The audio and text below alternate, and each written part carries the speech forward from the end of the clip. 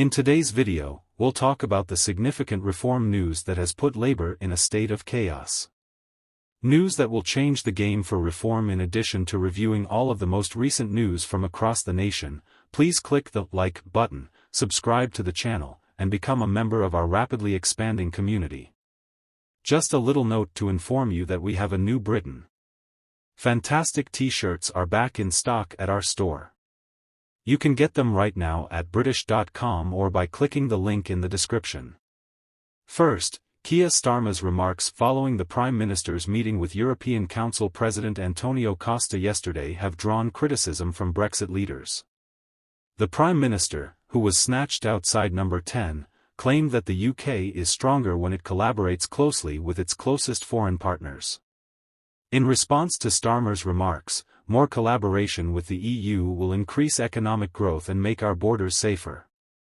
A seasoned Eurosceptic stated, "I believe they are pushing us towards an EA-type model back in the EU orbit, having to sign up to single market laws and free movement just like Norway and Iceland.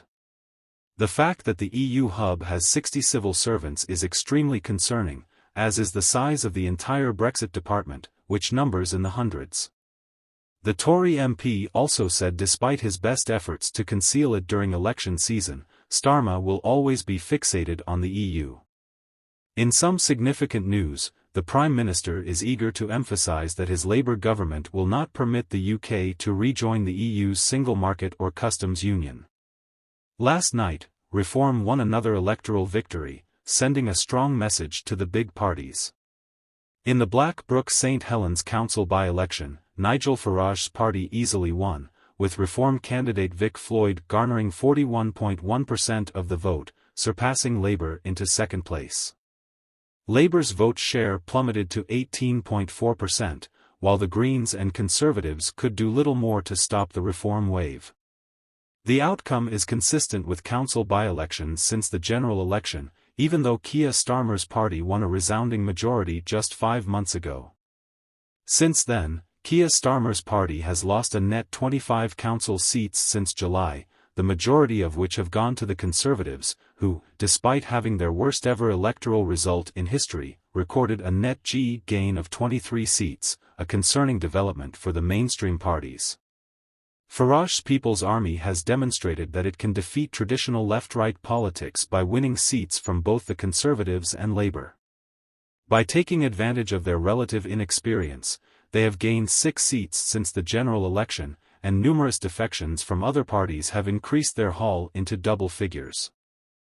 This historic victory occurs after a national leader placed Reform within 1 point of. Reform is ranked by national top pollsters at 25% nationwide, only behind Labour and 2 points ahead of Kemi Bardak's party at 23%. This was determined by surveying 4,694 respondents who were typical of the region, age, and gender. Looking more closely at the facts, who would you vote for in a general election held tomorrow? Reform PED is the largest party in Wales, tied with Labour at 25%, followed by Yorkshire and the Humber at 28%. 33% of the West Midlands and 27% of South East England are reacting to a reform. According to a UK spokesperson, this survey validates what we already know.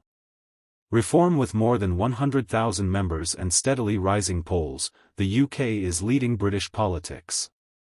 Voters understand that Britain needs transformation and that the Conservatives and Labour have let them down. As we approach May of next year, we will capitalise on this momentum and provide voters with genuine change. It is important to keep in mind that this poll is somewhat of an outlier and that polls frequently reflect the mood of the nation on a particular day and do not predict the future. This comes after a number of unpopular decisions made by Starmer and his government, such as raising taxes by $4 billion, eliminating the winter fuel payment for millions of pensioners, slapping farmers with death duties, and the magnitude of donations received by Starmer and his colleagues. The next significant round of elections, which will have 21 county councils, 9 unitary councils, 1 metropolitan area council, and the Isle of Scilly and City of London councils up for grabs, is scheduled for May 2025. Tell me what you think about this in the comments section of other news. State pension payments could be tripled to nearly £30,000 as part of a new proposal that campaigners are urging the Department for Work and Pensions (DWP) to consider. A new petition is calling for the retirement benefit to be nearly raised to £28,554 per year. This proposal would see weekly payments rise to £549 based on a calculation of 48 hours at the national living wage. The significant boost would mean pensioners receive £2,196 every 4 weeks compared to current payments of £885. The petition, which can be found on the UK Government and Parliament website, also demands that the state pension age be reduced to 60, down from the current 67 age of 66. If implemented, the changes would represent an increase of £328 from the current weekly payment of £221. For those on the full new pension as it stands, those on the new state pension can get up to £885 every 4 weeks and a yearly total of £152. Those on the pre-2016 basic state pension receive even less, with a maximum weekly rate of £69. This translates to £678 every 4 weeks and an annual payment of £8,814 for those on the older scheme. These proposed changes would result in a substantial increase of around £17,000 per year for those on the full new changes. To pensioners, payments under the pre-2016 plan, weekly payouts would jump by $380 as a result of the increase, or about $20,000 more annually. Denver spearheaded the petition. Once the petition has 10,000 signatures, Johnson might cause Labour to respond if it has enough support. A formal response from the government is required if 100,000 signatures are obtained.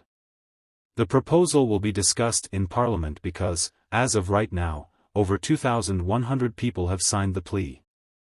Johnson said that we want the government to make the state pension available from the age of 60 and raise it to equal 48 hours per week at the national living wage. Therefore, starting in April 2024, a universal state pension should be £549 per week, or roughly £28,554 annually, as a right to all individuals, including former patriots 60 and older. The campaigner also stated that we believe that government policy appears intent on making the state pension a benefit while raising the age of entitlement. The triple lock on state pensions will remain in place, according to Chancellor Rachel Reeves, but the winter fuel payment program, which previously provided given IAL help of up to £300 for heating expenses, will soon undergo adjustments. The benefit will now be means-tested, meaning that only those receiving pension credit or other means-tested benefits will be eligible for the payment. This represents a significant change from the previous universal approach to winter fuel support for older Britain. Pensioners are already facing mounting financial strains due to the ongoing cost of living crisis, and households on variable tariffs should anticipate bill increases in the coming year in line with the energy price cap. Goodbye.